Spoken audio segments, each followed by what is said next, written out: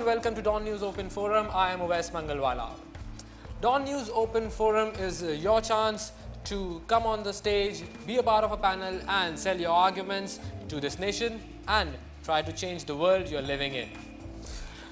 Today, we debate about one of the most important questions which has been asked throughout the history and which is also very relevant today. We discuss the separation between the religion and the governments.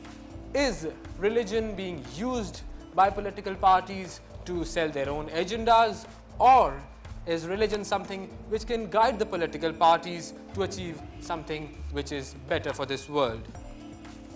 To get an initial point of view of the audiences, we just had an opinion poll, and the results of this poll are in front of me. We asked the question, do you favor a Sharia state or do you favor a secular state?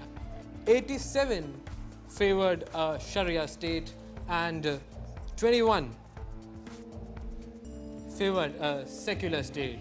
We've got a panel of speakers who will be representing both sides. 3 people will be speaking about a secular state, 3 would be favoring a Sharia state. Let me introduce the panel to you, ladies and gentlemen. On my left side, we have Mr. Taha Ghayas, 23 years old. He's an MBA student at IBA. He's a Hafiz of the Quran, and he aims to work in the field of Islamic economics. Then we have Mr. Ahmad Shah, who is 23 years old. He is a BS student. He's studying social sciences and economics. He's a student at SZABIST. He's a social activist and an active member of many social organizations. He aims to join civil services of Pakistan. Then we have Mr. Asad Shehzad. He is a faculty member at IOBM. He teaches social sciences. He's written and presented many research papers in national and international journals, and his main area of interest is research and teaching. On my right side, we have the panel which will be supporting the secular form of government. We have Dr. Huma Bakai, who is known to you. She's a TV anchor, chairperson of the Department of Social Sciences at IBA, a PhD in international relations, and she wants to change the educational system of Pakistan. That's quite ambitious. Then we have Dr. Bettina Rowotka, if I'm not mispronouncing your name. She is an HEC professor at IOBM. She has done her PhD in South Asian history. She is here in Pakistan since 5 years, and she's here to teach and to learn also.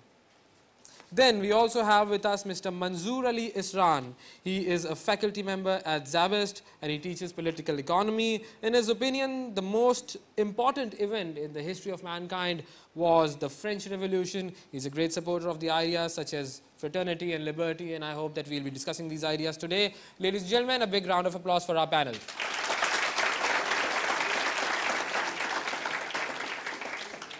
Each of our panel members has agreed to speak for a maximum of 4 minutes, and we'll be strictly observing this thing. I would like to start the debate with my right side. Let's start off with Dr. Huma Bakai, and she'll be speaking in favor of a secular system of governance. Right.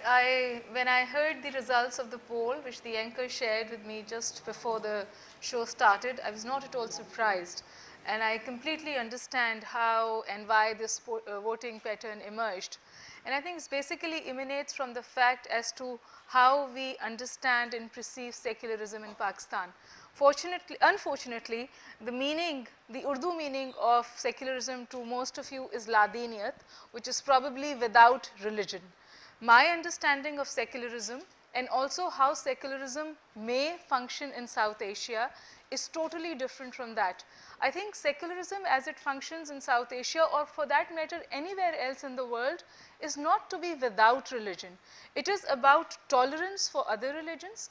It is about coexistence. It is about protection for religious minorities, and at the same time in developed societies it has graduated to a point where it says that there should be a separation between the state and the church, religion. That is the origin of secularism, so to say.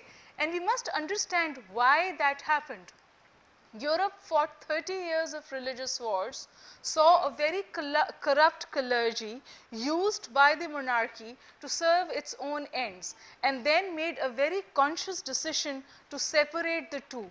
In what is happening around us, I would like you to think and see what is happening in Muslim countries, what is happening around us. To my understanding, the connotation and the structuring might be different, but we are all going through what we call the religious wars here. Do we have consensus on what is my religion and your religion? That is where the problem emanates from. I will take you back to a very, very recent thing where in Ziaul Haq's regime, zakat was imposed, yes?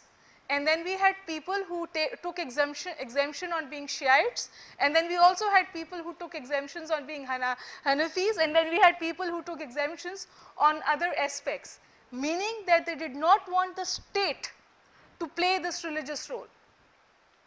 In the same way, I am completely aware of the fact that not just one political leader, but very